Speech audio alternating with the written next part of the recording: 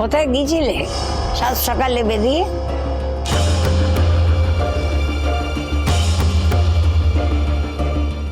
আমি তো আপনার জলখাবার তৈরি করে দিয়েই গিয়েছিলাম বড় মাসিমা। মাকে বলেছিলাম শুধু এক কাপ চা করে দিতে। আর দুপুরে খাওয়ার আগেই তো আমি ফিরে এসেছি, বেশি দেরি করিনি তো। এই তো আপনাদের খেতে দেব। সেই কথা তোমায় জিজ্ঞেস করা হয়নি মা, তোমাকে জিজ্ঞেস করা হয়েছে কোথায় গেছিলে তুমি। কেন বলো তো? কেন মানে? মানে এই বাড়িতে কোনো ডিসিপ্লিন নেই? তুমি কোনো নিয়ম মানবে না? যেটা ইচ্ছে সেটাই করবে? এই ভদ্রভাবে কথা বল বুবলাই মার সঙ্গে। তোর বদল হয়েছে ঠিকই, কিন্তু নিজের এমন বদল ঘটাস না যে মাকে সবার সামনে ভাবে অপমান করবি। শোন, আগে ভালো করে কথা বলতে শেখ, তারপর অন্য কথা হবে, বুঝলি? আর কোথায় যাই না যাই তোকে কৈফিয়ত দিয়ে যেতে হবে নাকি? হ্যাঁ, এটা কি আশ্চর্য? পাবলিক করতে বলবে কেন? ব্যাপারটা তো পাবলিকই। দেখ, আমাদের বন্ধু বান্ধবরা হয়তো জানে না, কিন্তু ফ্যামিলি মেম্বাররা জানে। হ্যাঁ, আত্মীয় স্বজনরা নানা রকম কথা বলছে। ইনফ্যাক্ট বুবলাই তা যে রিয়াক্ট করছে না, এটাই হচ্ছে তার কারণ। আর দেখ, অনন্যা আন্টির কিন্তু প্রচন্ড রাগ। এমনিতেই একটা খারাপ ধারণা আছে ওই পরিবারের ওপর। আরে ওরা নতুন কাকুকে ছাড়েই না, আটকেই রেখে দিয়েছে। নতুন কাকুর বাড়ি কিন্তু কাছাকাছি, কাছাকাছি থাকলে ওখান থেকে তো হেল্প করতে পারে, পারে না? তোরা বল। আর এখন তো ওরা সবাই বড় হয়ে গেছে, আর হেল্পের দরকারটা কিসের? তাই জন্য অনন্যা আন্টির রাগের কিন্তু যথেষ্ট কারণ আছে।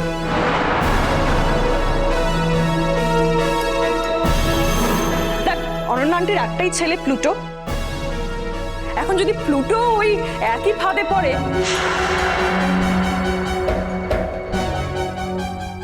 মো,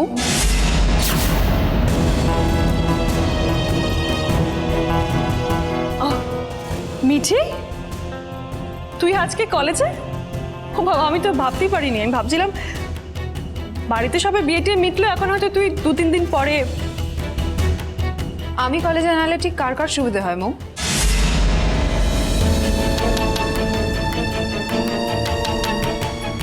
দেখ, আমি ভেবেছিলাম তোর সঙ্গে আর কখনোই কথা বলবো না, আমাদের স্ট্যান্ডার্ডটা তো ম্যাচ করে না আসলে।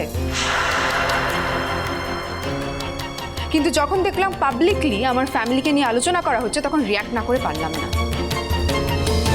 আমার ফ্যামিলিকে নিয়ে আলোচনা করার অধিকার তোকে কে দিয়েছে মৌ? Answer me. এই শোন, যা সত্যি আমি সেটাই বলেছি। আর তোর ফ্যামিলি হতে পারে, কিন্তু সেই ফ্যামিলির সঙ্গে আমারও রিলেশন আছে।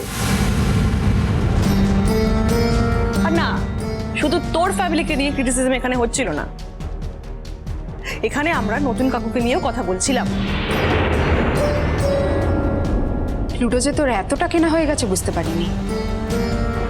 যে নতুন কাকুকে নিয়ে এখানে এতজনের মাঝখানে কথা হচ্ছে আর ও দাঁড়িয়ে দাঁড়িয়ে শুনছে, ওর একটুও খারাপ লাগছে না। নতুন কাকু আমাদের কেউ হয় না ঠিকই, কিন্তু আমরা কেউ নতুন কাকুকে এতটা অসম্মান করতে পারতাম না। এই থাম থাম থাম থাম থাম, এই কথাটা আর বলিস না। হ্যাঁ দেখ, পুরো বিয়ে বাড়িটাতে আমিও ছিলাম, আমিও দেখেছি, আমি উইটনেস ছিলাম। তোর বুবলাই দা কি কি করেছে সেটা আমিও দেখেছি। আমার দাদাভাই যা বলেছে তার দায় আমার দাদাভাইয়েরই, তার দায় কিন্তু আমাদের নয়। আমি বাড়ির বাকিদের কথা বলছি। নতুন কাকুর সম্মানের জন্য আমার মা অনেক ফাইট করে, অনেক সময় অনেক কিছু নিজের ঘাড়ে তুলে নেয়।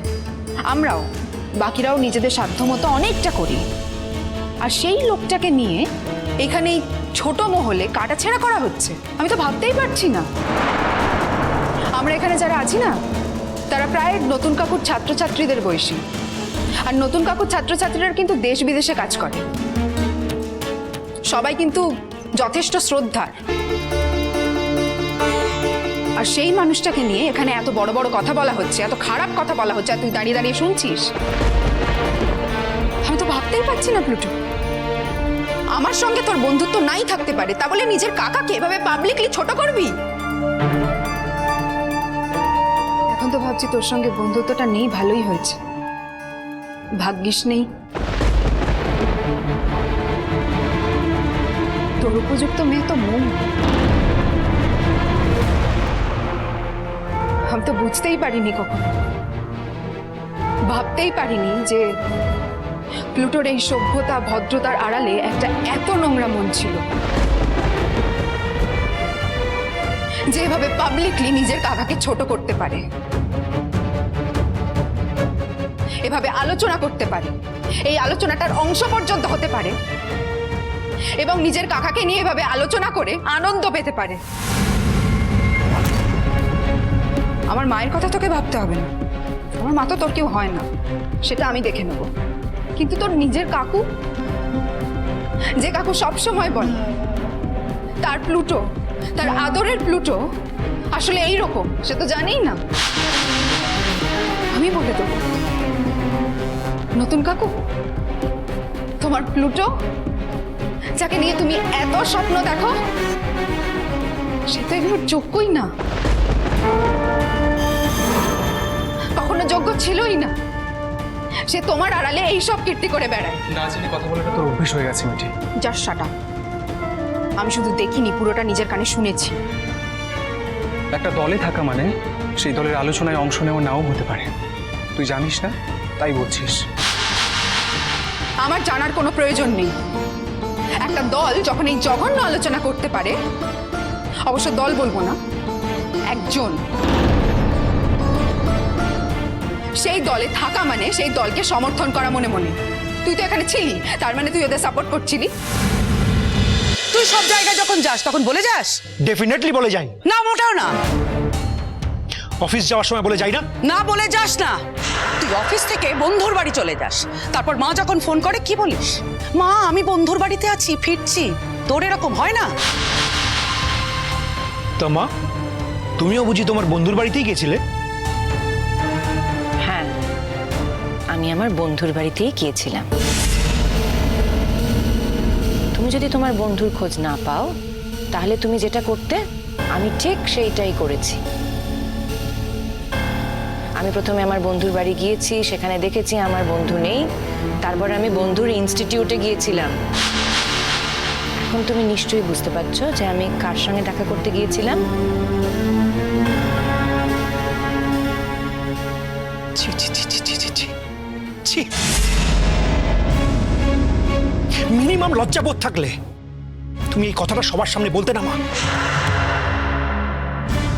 কি বললি তুই? আমি বললাম তুমি একজন নির্লজ্জ বেহায়া হয়ে গেছো। হ্যাঁ মা, ঠিক বলছি।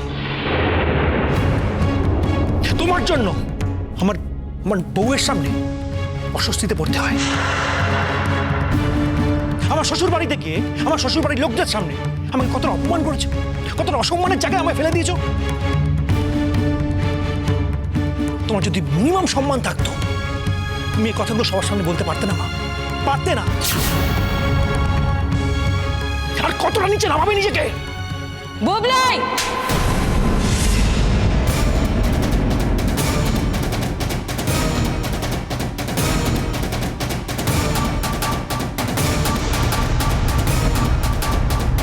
মা,